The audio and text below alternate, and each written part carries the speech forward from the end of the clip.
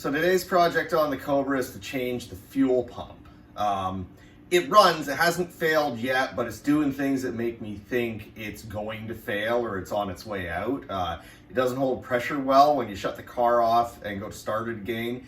It has to cycle the fuel pump to build pressure, which I don't like.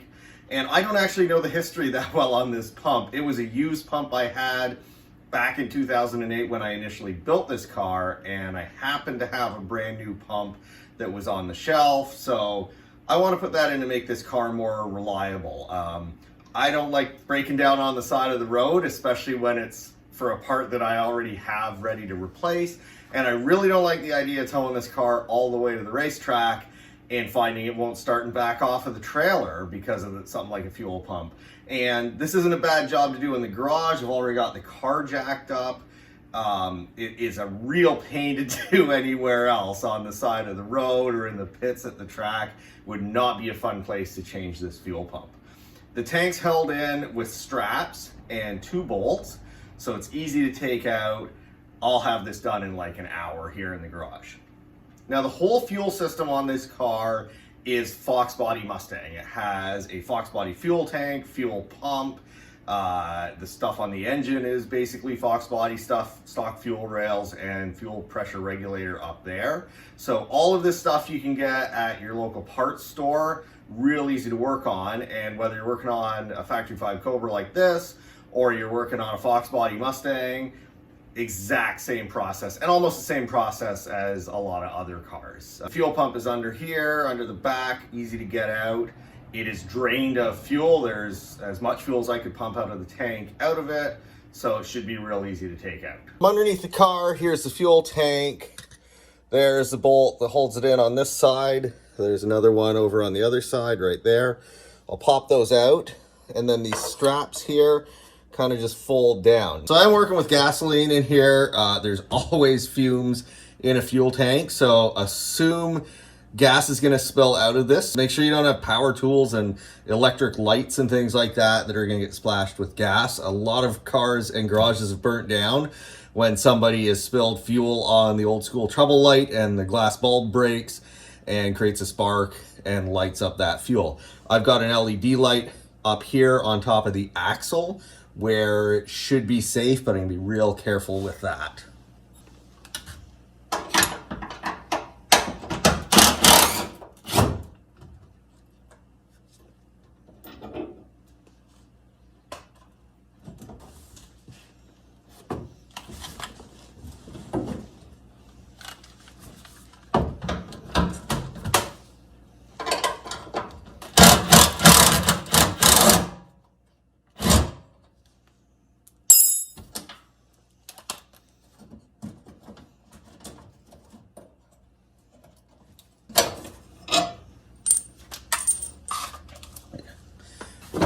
That little impact gun way out of the way.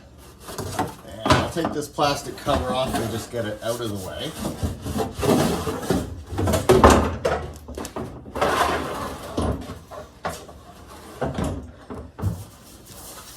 So there's the fuel pump down. So the only thing holding it is, besides my stomach, up in here is the fuel pipe. That's the fill pipe that goes into that hole, so it should just slide out of there.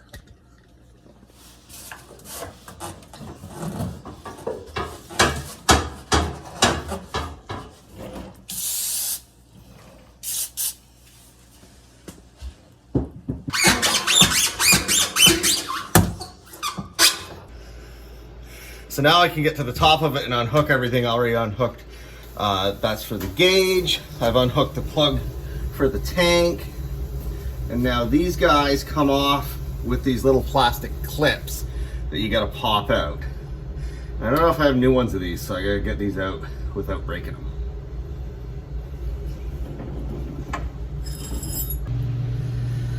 So the feed line comes out with this little plastic clip that just pops out. The return line, you need a release tool. These come in a couple different styles. But basically, they just go in around the line and release the clip that holds it on. Push it in, top it off, and there's a little bit of fuel come out of there. It's all right, we'll just tuck that up there so it doesn't drip. And the fuel pump's totally unhooked from the car now.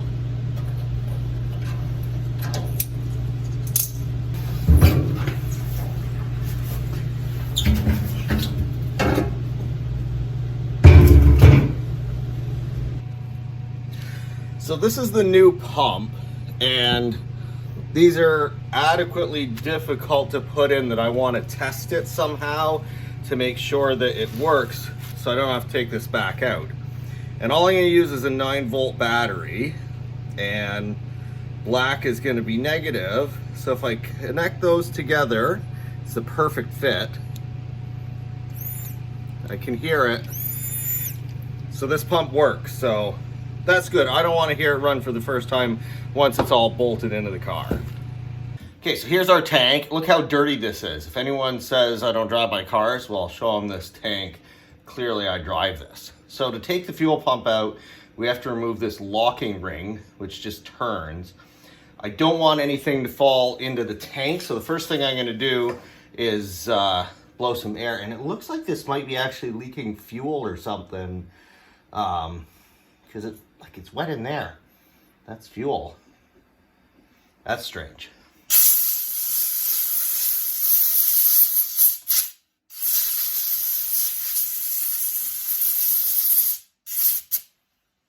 So that's all cleaned out.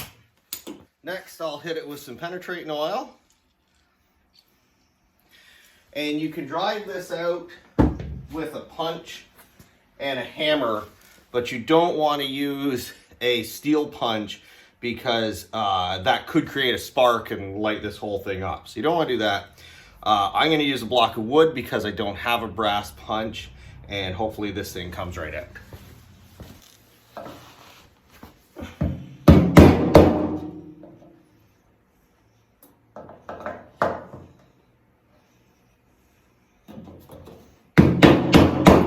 I usually find it helps to work your way around it a little bit, not just work in one spot the whole time. It's moving. It does, there we go. It does chew up the end of the wood, but wood's somewhat plentiful. So that guy's off. So I'm ready to pull this out, and you never get these things completely empty, so there's gonna be a little bit of gas on here. So I've got this big bowl. I'm gonna put it in, and I'll take this right outside so I don't get fumes too bad here in the garage.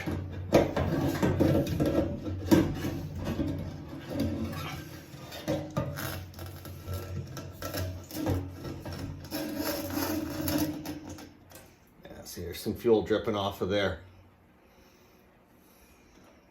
It looks like the strainer's doing its job. Look at the stuff that stopped from getting into my engine. Okay. Everything looks really nice inside the tank. Very nice and clean in there. Nothing to worry about. Now we can put the new pump in.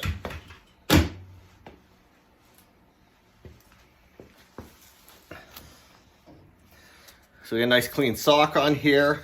I also want to make sure that that's pressed all the way on and not going to go anywhere. So you got to fiddle with these a little bit sometimes to get them to go in.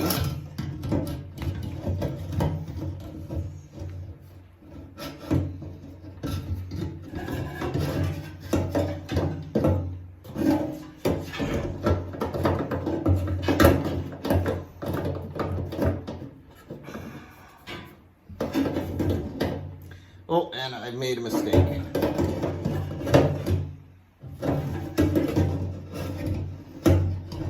Come on back out.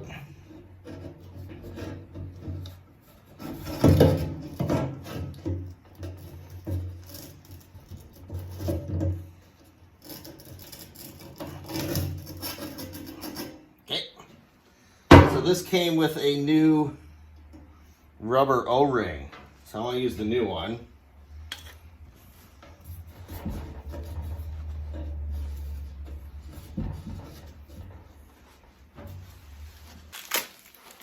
It's always nice to put new sealing parts on. That fits in there perfectly. And I'm gonna lube this with a little bit of oil. This is just regular motor oil.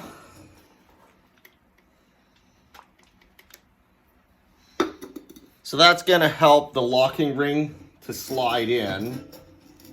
So on there, good. Because you don't want to get too much friction and break that O-ring.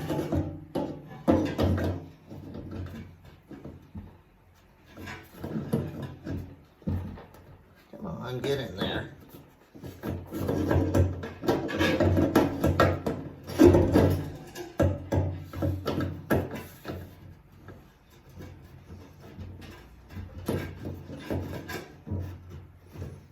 Doesn't want to go underneath that tab.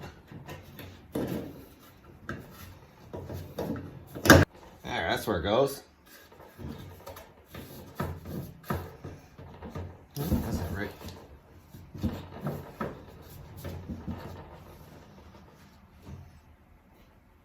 Okay, a new locking ring.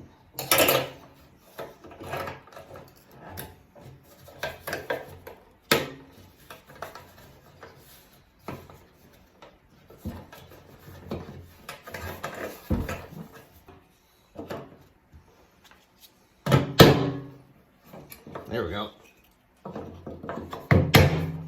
Well, we're not in. You get all three of these tabs underneath. I got that one started, now this one's not there.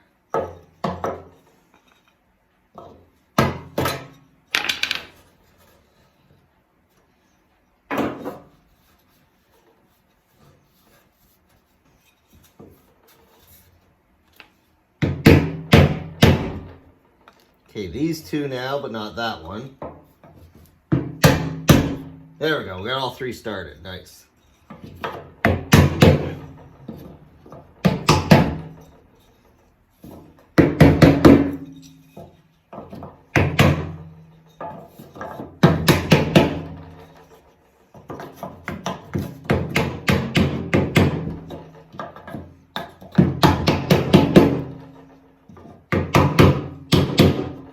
I like to drive these all the way around.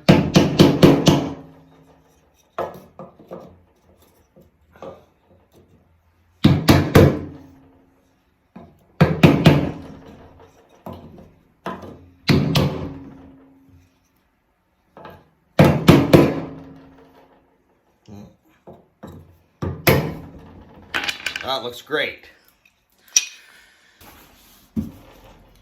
New fuel pumps installed, we're ready to go back underneath the car.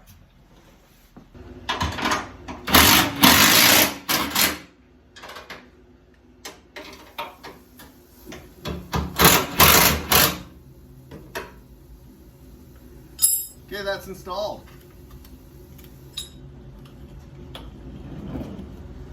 Okay, the new fuel pump is installed and the tank's back in. That went really well. I did have to grab my wife to come out and hold up one end of the tank while I put the bolts in, but it's all bolted in, the lines are all hooked up.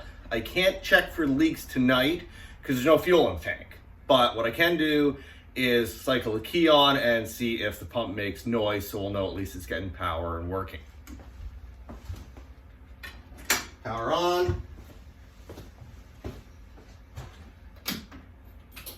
Key on, fuel pump on, you can hear it. I don't want to run it too long with no fuel in there, so next will be to throw a few gallons of fuel in here and make sure that I have no leaks, and that should be a job well done. Put some tools away, that's it for tonight. If you don't want to miss the next thing I do on the Cobra, make sure you hit that subscribe button, and if you like this video, give it a like.